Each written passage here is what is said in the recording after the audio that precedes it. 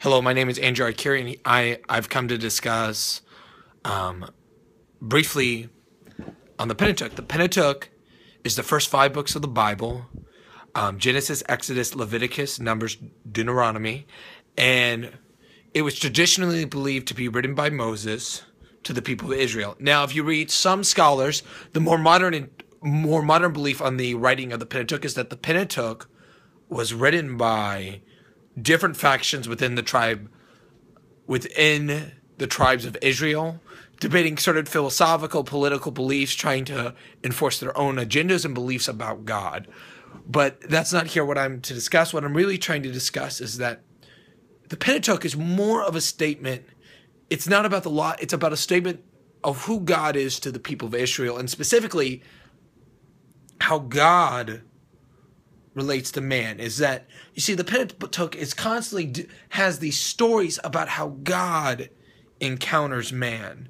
It's these moments where God speaks to man and man encounters and speaks back. You have the stories of Adam, you have the stories of Noah, you have the stories of Abraham, and all these stories involve man's encounters with God.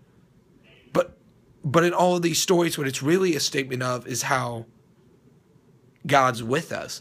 You see, in each one of these accounts, we find out this relationship with God, and it's that, like, you turn. All these guys are shouting behind me. If you turn to Noah, we find out in the story of Noah that God is going to flood the earth, yet he looks and finds one righteous man and he decides to save it. And there becomes this theological statement about who God is to the people he encounters, the people he meets. There becomes these statements of that God's with us. And you see, with each encounter, there's theological application to it. There's this idea of something bigger there, that God is somehow more involved within our lives. He's not just far off like gods before and other gods of other religions, but he is present within the story. You see, God does something very different. He begins to make covenants with his people, is that if you follow me, the God of the Bible will prove that he's with you, because he will make a promise with you to be with you. And that if you follow him, he will protect you. You see, if you turn to Abraham, I don't know why I said Abraham. If you turn to Genesis 15, God makes a covenant with Abraham. And you see, it reads that God comes to Abraham in a vision. Do not be afraid, Abraham. I am your shield, your reward. You shall be very great. But Abraham said, O Lord, what will you give me? For I continue in childless. And the heir of my home is Eliezer of Damascus. And Abraham said, you have given me no offspring, and a slave born in my house is to be my heir. But the word of the Lord came to him, This man shall not be your heir. No one but your very own issue shall be your heir. And God brought him outside and said, look towards heaven and count the stars, and if you're able to count them, so shall your descendants be. And Abraham believed the Lord, and the Lord reckoned it to him as righteousness. Then Abraham said to him, Then the Lord said to him, I am the Lord who brought you from Ur of the Chaldeans to give you the land to possess. But he said, O Lord, how am I to know that you shall possess it? And he said to him, bring me a heifer 3 years old, a female goat 3 years old, a ram 3 years old, and a turtle dove and a young pigeon. And he brought him all these things and cut them in two, and laying each over against the other.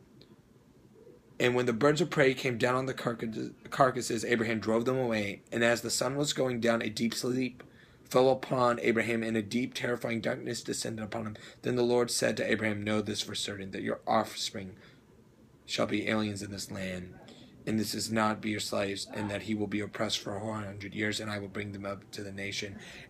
And I'm going to stop reading there, because this is all of God's covenant, but I want to specifically focus on the promises of heirs from Genesis 4 through 6. And you see, the focus in this passage is that God is going to make a covenant with Abraham and make him fruitful, a father of many nations.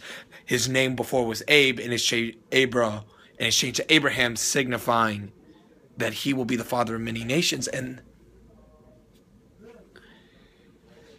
the act of this covenant revealed God's closeness, because this covenant's not just made for Abraham, but it's made for many generations. It's made generation to generation. And this is a statement by God about how his closeness. There's a spiritual implication to these covenants about God's closeness, because it's not just made to Abraham. It's made to later generations. And you see, we find, and Hamilton talks about how in Handbook of the Pentateuch, you turd, in Handbook of the Pentateuch,